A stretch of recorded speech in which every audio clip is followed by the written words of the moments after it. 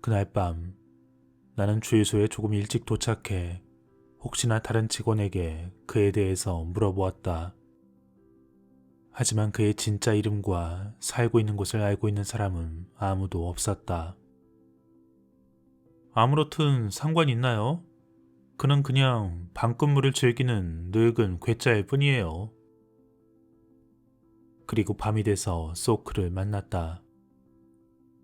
그래, 자네는 이제 들을 준비가 된 것 같군.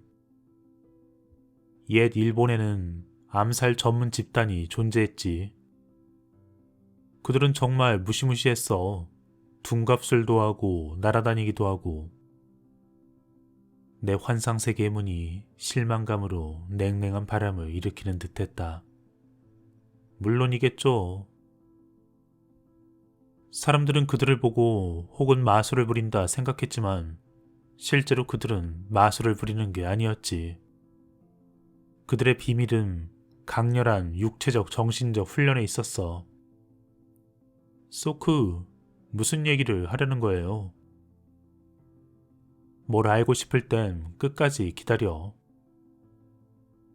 그들은 갖가지 훈련을 하고 은신술을 구사하고 탈출에 필요한 여러 가지 방법도 사용했지. 그리고는 마침내 훌륭하게 뛰어오를 수 있었어.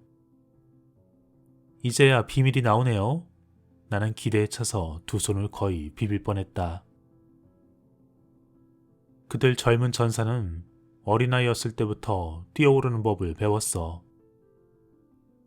옥수수 씨앗을 하나 심게 하고 그 줄기가 자라기 시작하면 그 줄기 주변을 수도 없이 뛰어오르는 거지.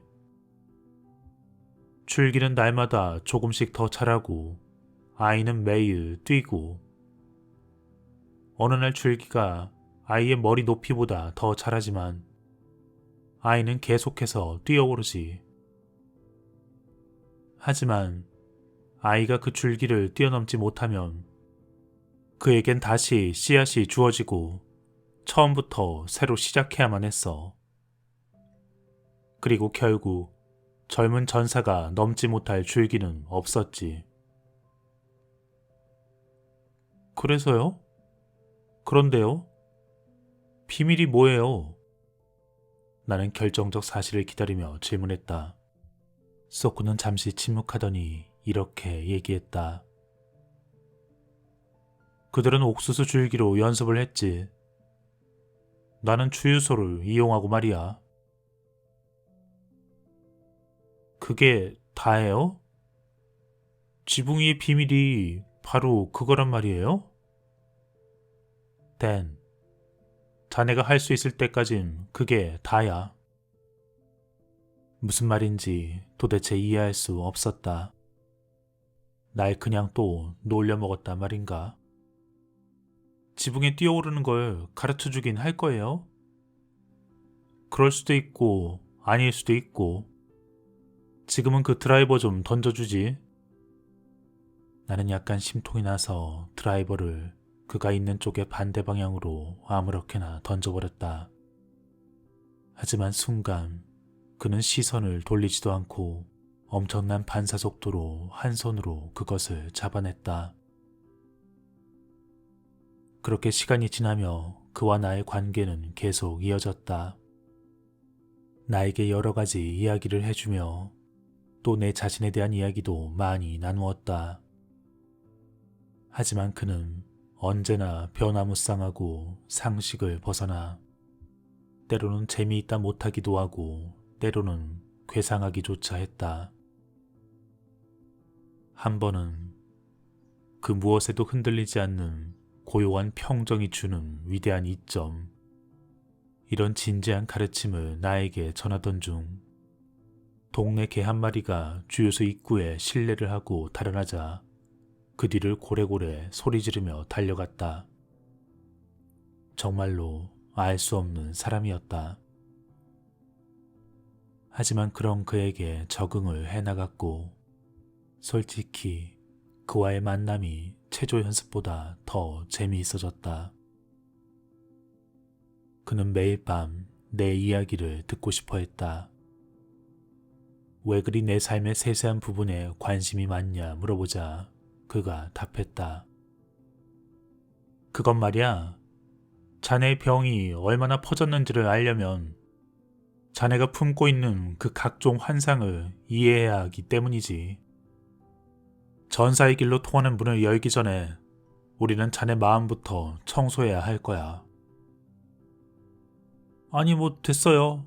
내 마음엔 손도 대지 마세요. 지금 이대로가 좋은데? 정말? 지금 이대로가 좋다면 자넨 여기 와 있지도 않았을 건데? 사실 자네는 이미 예전에도 마음을 여러 번 바꿨어. 이젠 그걸 더 깊게 하는 법을 터득하게 될 거야. 하지만 그는 여전히 괴짜였다. 한 번은 밤을 꼬박 새운 후 우리는 강물 위에 다리를 걷고 있었다. 나는 다리를 내려다보며 얘기했다.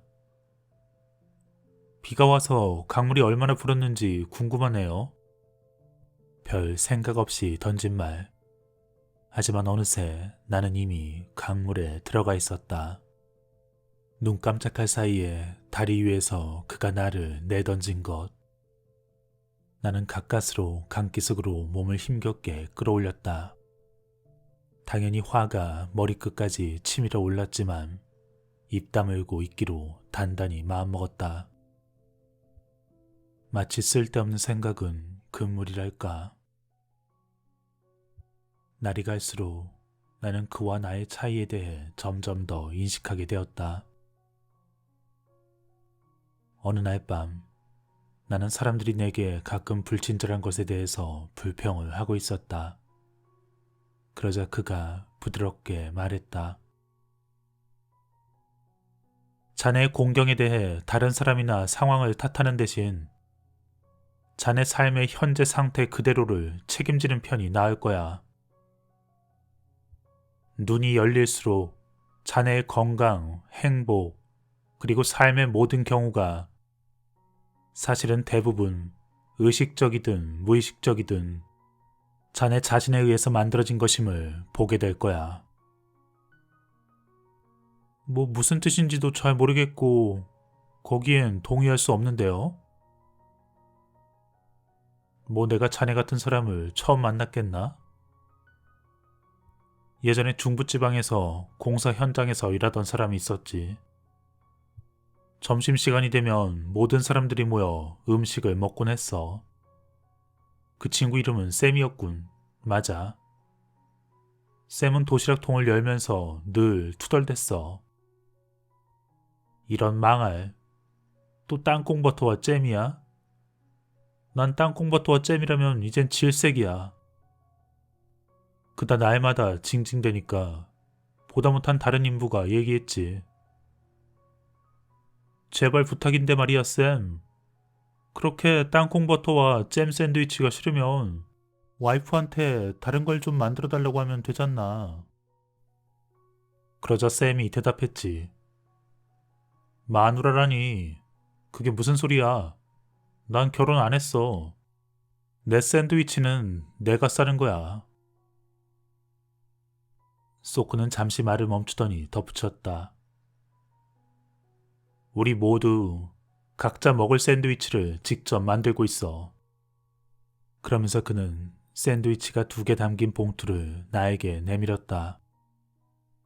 여기 치즈가 있고 토마토가 있어. 자네는 무얼 먹을 거지? 그가 웃으며 물었다. 양쪽 다 주세요. 나도 따라 웃었다. 자네가 자네 삶을 온전히 책임질 수 있을 때 그때 비로소 온전한 인간이 되는 거야. 인간이 되고 나면 전사가 되는 게 무슨 뜻인지 알 수 있을 거고. 고마워요, 소크. 머리와 몸을 위한 음식 잘 먹었어요. 나는 떠날 채비를 했다. 몇 주 동안 못 올 거예요. 시험이 있거든요. 나는 계속해서 공부와 훈련에 열중했다. 하지만 조금이라도 고삐가 늦춰질 때면 왠지 일상에서 점차 멀어지는 단절감이 느껴졌다. 마치 두 개의 다른 현실 앞에 놓여 있는 듯. 시간이 지나며 소크가 그렇게까지 괴짜는 아니라는 느낌이 점점 생겨났다. 내 삶에 대한 그의 이야기가 꽤 정확했기 때문이었다. 그것이 나를 조금은 불편하게 했다. 나는 사실 겉으론 충분히 사교적이었지만 실제론 나 자신만 생각하는 사람이었다. 가장 친한 친구 한 명이 연습 중 부상을 당해도 또 다른 친구가 1년이나 연습해서 새로운 기술을 습득해도 나는 늘 별 느낌이 없었다. 하지만 소크를 만나고 나 자신에 대한 자각이 더해지며 그것이 무언가 잘못되었음을 절실히 깨닫고 있었다. 시험 전날 수지가 찾아왔다. 몇 주 나이 금발머리에 아름다운 치어리더를 보지 못했던 터라 놀랍기도 하고 행복했다. 그녀는 내 눈빛이 달라 보인다 했다. 그녀에게 소크에 대해 얘기하려 했지만 그는 다른 세계의 사람이었고 그곳에 그녀가 있을 자리는 없는 듯 했다. 내게 무슨 일이 일어났는지 나 자신도 모를 판에 다른 사람이 어찌 이해할 수 있을까? 시험이 끝난 늦은 저녁, 나는 주요소로 천천히 걸었다. 낯익은 교차로와 보슬비, 따뜻한 불이 켜진 사무실. 멀리서 소크가 나를 바라보고 있었다. 이 남자의 따뜻한 마음씨를 알고 있었지만 순간 그의 짙은 눈동자 뒤에 알지 못할 큰 위험이 서려 있음을 감지했다.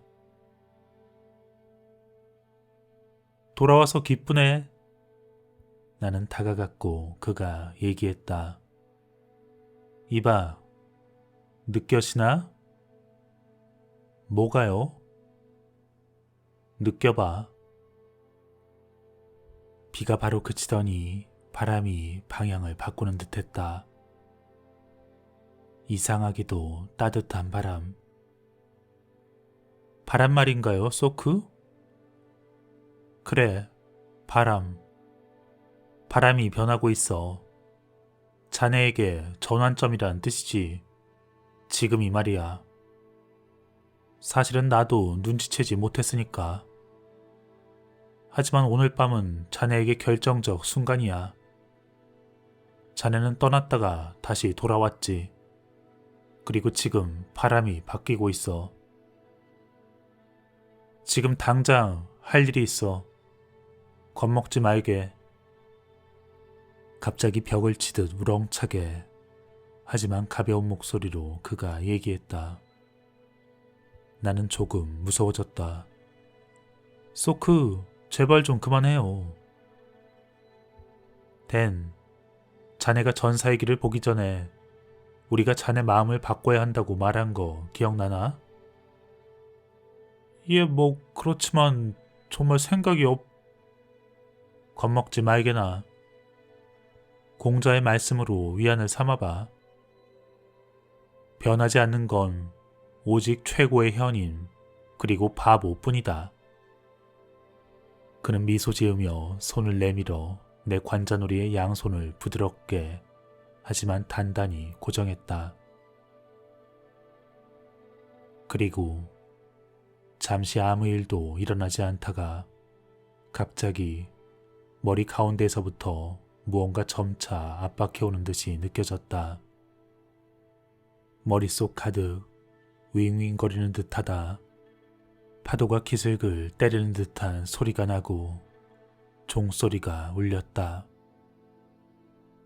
그때 나는 빛을 보았고 그 눈부심 속에서 마음이 폭발했다. 내 안에 무언가 죽어갔고 무언가 다른 것이 탄생하는 중이었다. 그러고는 빛이 모든 것을 완전히 감싸버렸다. 소코가 나를 흔들며 차를 권했다. 무슨 일이 일어난 거죠?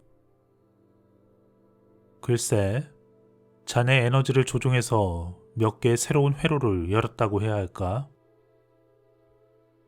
그 불꽃은 에너지 샤워에 흥겨워한 자네 두뇌의 환희야.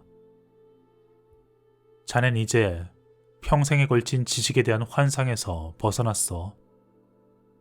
뭐 좀 불쌍하기도 한데 이제부터 보통 지식은 더 이상 자네를 만족시키지 못할 거야. 그것이 뜻하는 바를 아는 데에는 오래 걸리지 않았다.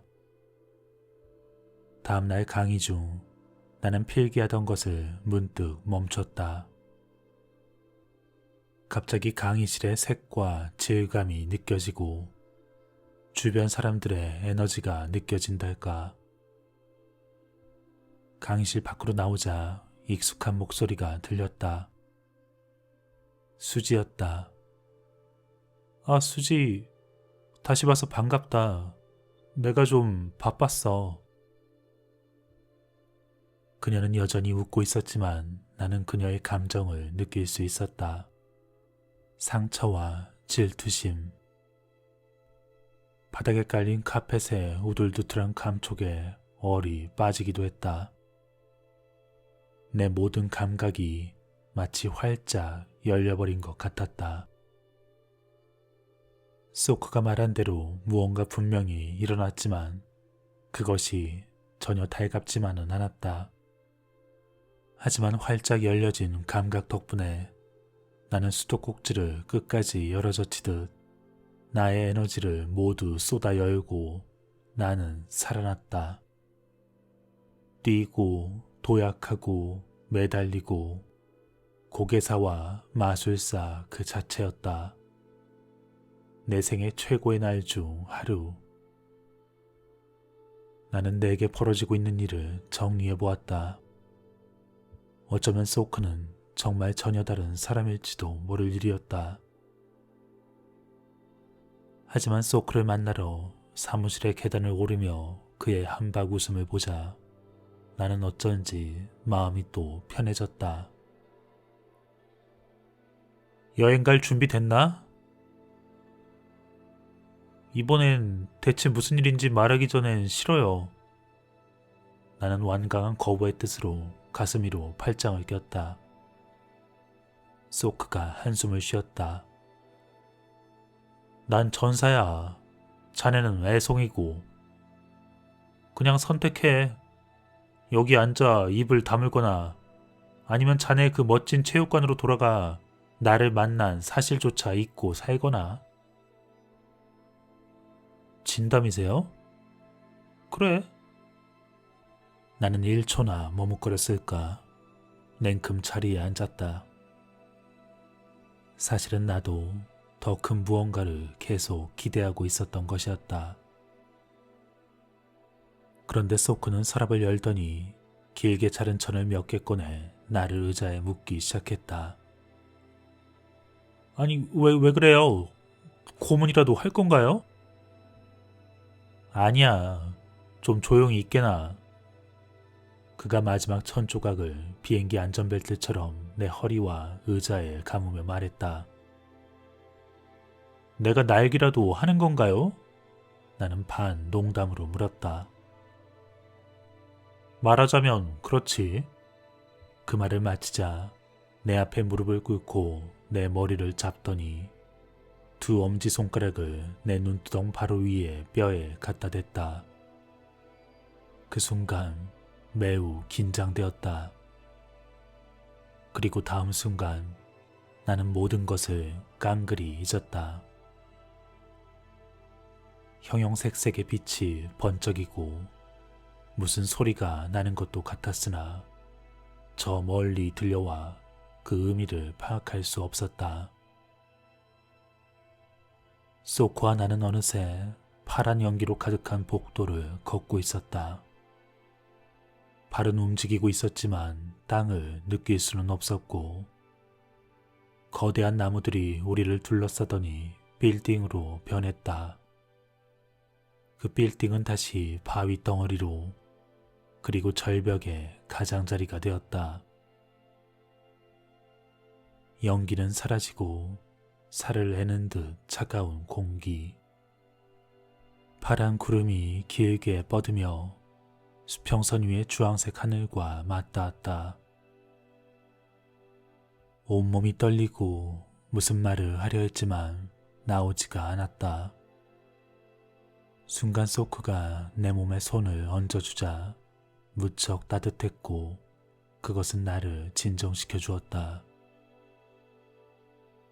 그리고 내가 긴장을 풀자 순간 내 팔을 단단히 잡더니 앞으로 세상의 끝에서 허공으로 나를 내던졌다.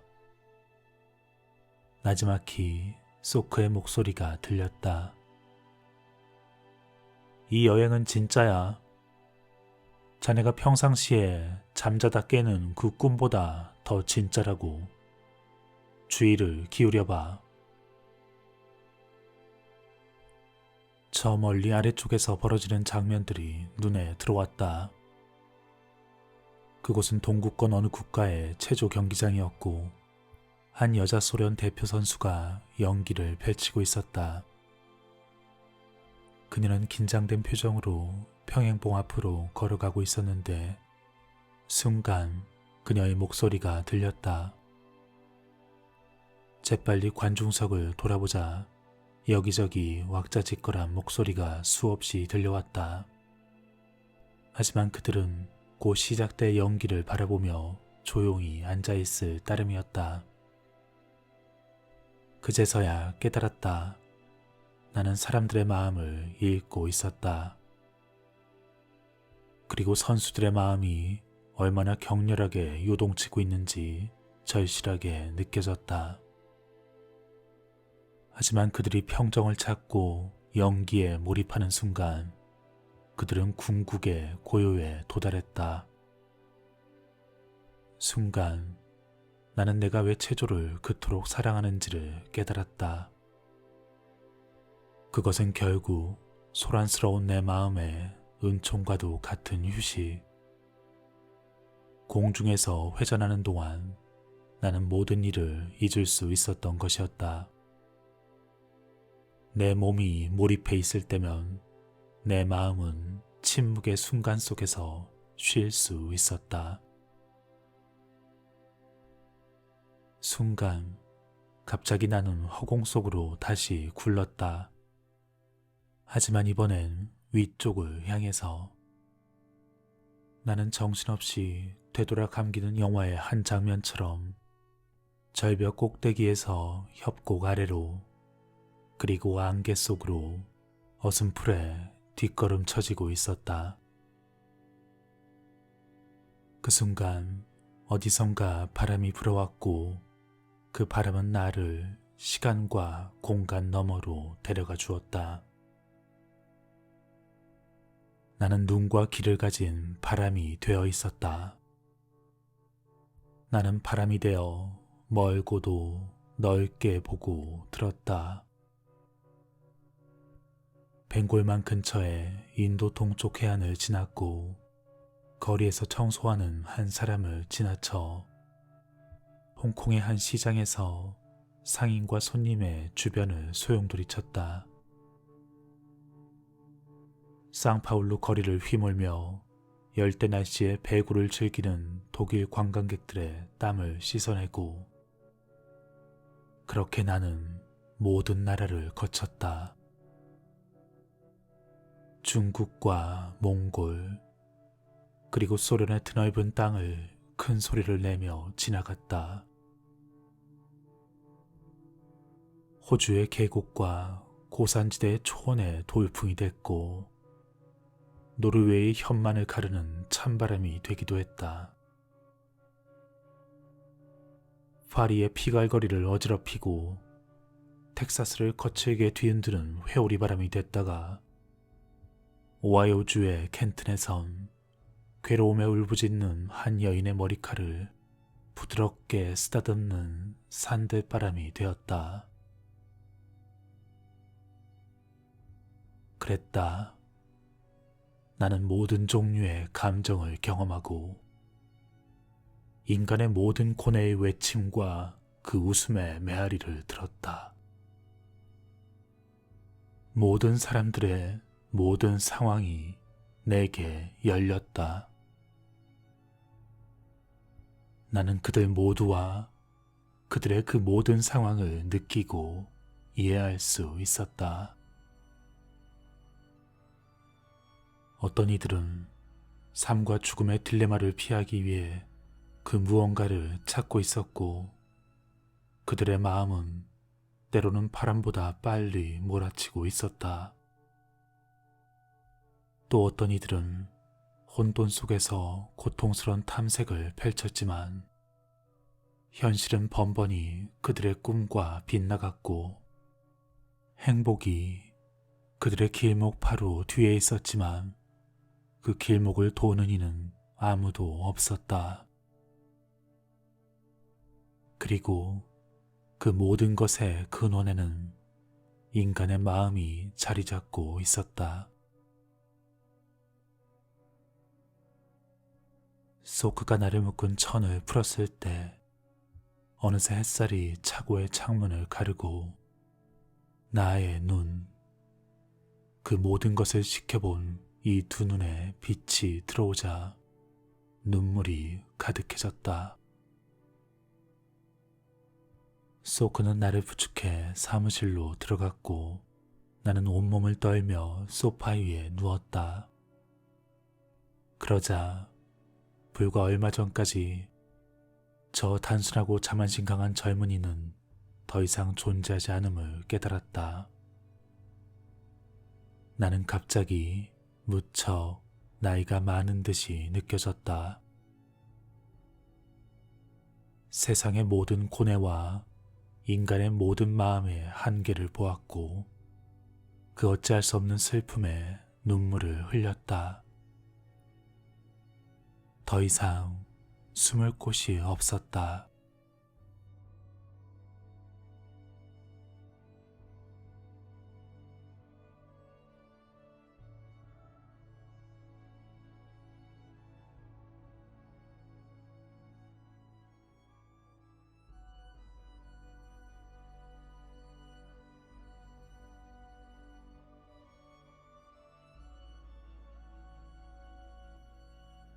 소크가 입을 열었다. 그래, 이제 더는 게임할 시간이 없네. 집에 가서 잠 좀 자지 그래. 나는 휘청거리며 일어나 힘없이 물었다. 아까 나를 왜 묶은 거죠? 아직 질문한 힘은 남아있군 그래. 그거야 뭐 피터팬 놀이하느라 사방을 날뛰다 의자에서 떨어질까봐 묶어둔 거지. 제가 날아다녔어요? 정말 그렇게 느끼긴 했는데. 뭐 지금은 그냥 상상 속의 비행이라고만 해두지. 최면이라도 거신 거예요? 자네가 생각하는 그런 쪽은 아니야. 여태 자네의 그 정신없는 무의식적 삶에 스스로 최면에 걸려든 것과는 격이 다르지. 오늘은 푹 자 그냥. 그리고 깨어날 때쯤 좀 놀랄 일이 있을 거야. 제발 놀랄 일은 이제 그만 됐어요. 나는 중얼거리며 집으로 향했고 침대 위로 쓰러졌던 기억만이 어렴풋이 났다. 얼마나 잤을까. 파란 서랍장 위에 놓인 태엽시계의 시끄러운 똑딱 소리에 잠이 있겠다. 하지만 이상했다. 내게는 태엽시계도 없었고 파란 서랍장 따위도 없었다. 이 처음 보는 누비 이불은 뭐지? 그리고 문득 내 발이 아니란 걸 알아챘다. 너무 작잖아. 이게 뭐야? 내가 누구지? 어디에 와 있는 거야? 낯선 창가에서 햇살이 가득 쏟아지고 있었다. 기억 속에서 희미한 무언가가 떠올랐으나 곧 사라졌다. 내 작은 발은 이불을 걷어찼고 데니, 우리 아들 일어날 시간이네. 엄마가 그렇게 소리쳤을 때 침대에서 튀어나왔다. 그랬다. 1952년 2월 22일 내 6번째 생일날. 몇 시간 뒤면 친구들이 놀러 올 것이고 케이크도 먹고 아이스크림도 먹을 생각에 신이 났다. 어느새 생일 파티가 끝나고 나는 맥없이 새 장난감과 놀고 있었고 무료하고 피곤함에 눈을 감은 채 잠속에 빠져들었다. 몇 해가 지나 나는 LA 고등학교의 최고 선수가 돼 있었다. 체육관에서의 시간은 흥미진진했지만 밖에선 모든 것이 시들했다. 흥겨운 순간이라곤 내가 트럼플린에서 몸을 튕길 때나 내 첫 여자친구와 자동차 뒷좌석에서 부둥켜 안을 때 정도뿐이었다. 하루는 UC 버클리에서 내게 장학금을 제안했고 나는 새로운 변화에 몸이 들떴다. 하지만 여자친구는 내가 떠나는 것에 두려움을 느꼈고 우리는 싸움을 하고 결국 헤어졌다. 난 슬펐지만 곧 진짜의 삶이 시작되리라 확신했다. 대학 시절의 시간은 쏜살같이 흘러갔고 체육관에서의 승리는 무수했지만 그 밖에 다른 특별한 일은 언급할 게 없었다. 졸업할 무렵 수지와 결혼을 했지만 올림픽을 준비한다고 새 신부에게 나눠줄 시간도 에너지도 없었다. 최종 경기에서 극적으로 우승을 했지만 정작 올림픽 경기에선 성과를 내지 못했다. 그리고 나는 고향에 돌아와 평범한 삶을 시작했다. 첫 아들이 태어났고 점차 가장으로서의 책임과 중압감이 나를 짓눌렀다. 가족들을 부양하느라 새 일자리를 구했고 그것은 내 하루의 대부분을 잡아먹었다. 나는 가족과 함께 보낼 시간이 늘 부족했다. 그리고 1년이 채 지나기 전에 수지와 별거에 들어갔고 결국 그녀가 이혼을 신청했다. 무언가 씁쓸했다. 어느 날 거울을 보고는 40년이 흘렀음을 깨달았다. 나는 노인이었다.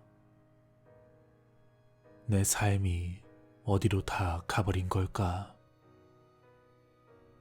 분명히 정신과 의사의 도움으로 알코올 중독을 이겨냈고 돈과 집과 여자가 있었다.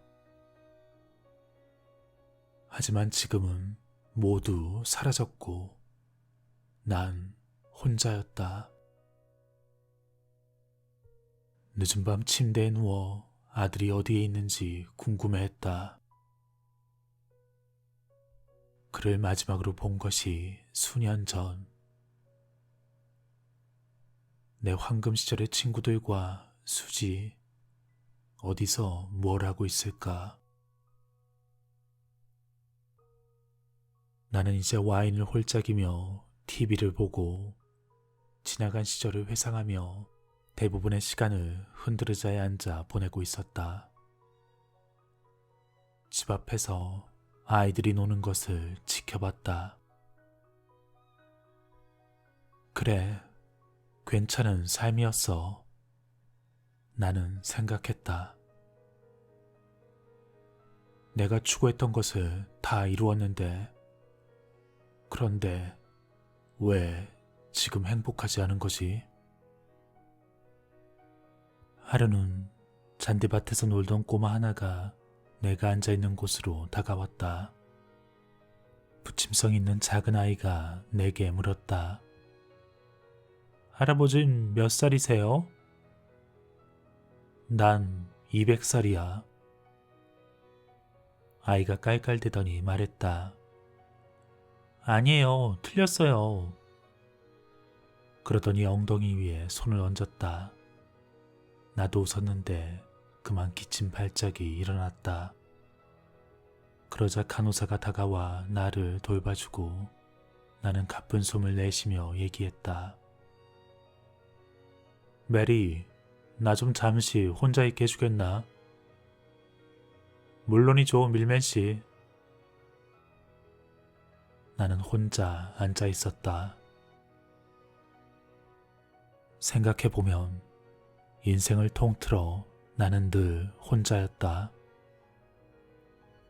흔들어져 등받이에 등을 기대고 숨을 들이마셨다. 마지막 유희. 이것마저 곧 없어지겠지. 소리 없이 쓴 눈물이 흘렀다. 빌어먹을. 결혼이 왜 깨져야 했었는데 내가 어떻게 할 수 있었냔 말이야. 어떻게 살아야 했는데. 갑자기 난생 최악의 지독하고도 집요한 두려움이 엄습했다. 내가 뭔가 결정적인 걸 놓쳐버린 것은 아닐까. 무언가 큰 차이를 가져올 수 있었던 그런 것. 아니야, 불가능해. 나는 스스로를 안심시켰다. 그리고 지금껏 내가 이룩한 모든 일을 열거해 보았다. 하지만 그래도 두려움은 남아있었다. 나는 천천히 일어나 언덕 아래 시내를 바라보았다. 내 인생이 어디로 가버린 걸까? 무얼 위한 인생이었지? 순간 몸에 통증이 찾아왔고 나는 그것이 마지막임을 깨달았다. 고통이 순식간에 사라지고 지금껏 보지 못한 빛과 소리가 나타났다. 환영이 눈앞에 어리고 모든 소리와 빛이 하나의 점이 되어 사라졌다. 나는 이제껏 알지 못한 평화를 찾았다.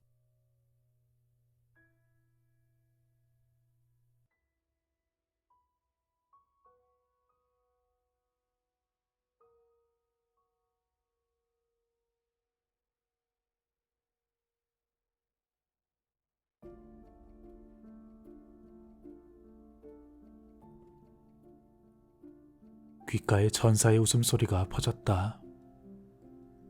나는 벌떡 일어나 아직도 멍한 상태에서의 시간의 흐름을 되찾았다. 다행이었다. 여기는 캘리포니아 버클리 아파트 내 침대 위. 나는 여전히 대학생이었고 시계는 오후 6시 25분. 내 얼굴을 만지며 안도의 숨을 내쉬었다. 이것이었다. 소크가 말했던 그 놀랄 일이. 일생을 통틀어 담은 이 한편의 꿈. 하지만 꿈이라기엔 너무나 생생했다. 그 과거의 일들은 실제 있었던 일들이었고, 그렇다면 미래는? 나는 서둘러 주유소로 달려가 소크를 찾았다. 대체 무슨 일이 벌어진 거죠? 소크는 태연히 얘기했다. 나보다 자네가 더 잘 알 텐데. 다행히도 자네 인생이었어. 내 인생은 아니었지. 소크, 부탁할게요. 나는 무언가 절실해졌다. 내 인생이 앞으로 그렇게 될 거라는 건가요? 정말로 그렇다면 이렇게 사는 게 아무 의미가 없잖아요. 그는 아주 주의를 기울이듯 천천히 그리고 부드럽게 얘기했다. 댄, 과거를 이해하는 방법이 여러 가지이고 현재를 바꾸는 방법도 또 여러 가지이듯 미래의 가능성도 하나가 아닌 몇 가지가 된다네. 그 꿈은 그저 가능성이 높은 미래였어. 아마 나를 만나지 않았으면 그쪽으로 갔을지도 모르지. 내가 그날 밤 주유소에 들르지 않았다면 내 미래가 이 꿈대로 되었을 거라는 건가요? 가능성이 높다는 거야. 그리고 실은 아직도 조금은 그래. 하지만 자네는 선택을 할 수 있어. 현재의 상황을 바꿀 수도 있고, 그렇게 미래를 바꿀 수 있어. 그렇지만 그 꿈의 무게는 내겐 너무도 무겁게 느껴졌다. 그래, 알아. 어떤 느낌일지. 하지만 정작 중요한 건 자넨 여전히 스스로를 기막히게 속일 수 있는 능력을 지니고 있어. 그 때문에 자네 인생을 꿈으로 꿔봐야 했던 걸세. 도망치고 싶을 땐 꼭 기억하게나. 자네 스스로 모든 걸 바꿀 수 있다는 걸.